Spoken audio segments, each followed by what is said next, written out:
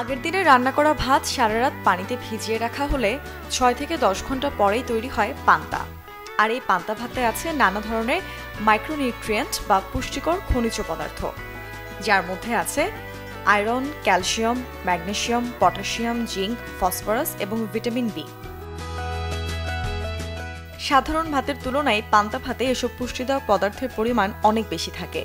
100 milligram সাধারণ ভাতে আয়রনের পরিমাণ থাকে 3.5 মিলিগ্রাম, কিন্তু 12 ঘন্টা ভিজিয়ে তৈরি পান্তা ভাতে এর পরিমাণ বেড়ে গিয়ে হয় 73.9 মিলিগ্রাম।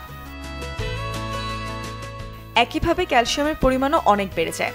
100 মিলিগ্রাম সাধারণ ভাতে যেখানে ক্যালসিয়াম থাকে 21 মিলিগ্রাম, সেখানে পান্তা ভাতে এর পরিমাণ দাঁড়ায় 850 মিলিগ্রাম। পান্তা ভাতে থাকা পুষ্টিকর পদার্থগুলো শরীরের রোগ প্রতিরোধ ক্ষমতা বা ইমিউনিটিকে শক্তিশালী করে। দেহের রক্তে অক্সিজেনের মাত্রা বাড়াতে সাহায্য করে আয়রন, যেটা পান্তা ভাতে প্রচুর পরিমাণে পাওয়া যায়। শরীরের হাড়গুলোকে শক্ত রাখে ক্যালসিয়াম। শরীর থেকে নিঃসৃত এনজাইমকে সক্রিয় করতে সাহায্য করে ম্যাগনেসিয়াম। এছাড়াও পান্তা ভাতে আছে আইসোহ্যামনেটিন 7 গ্লুকোসাইড ফ্ল্যাভোনয়েডের মতো মেটাবলাইটস, যা ক্যান্সার প্রতিরোধে সাহায্য করে।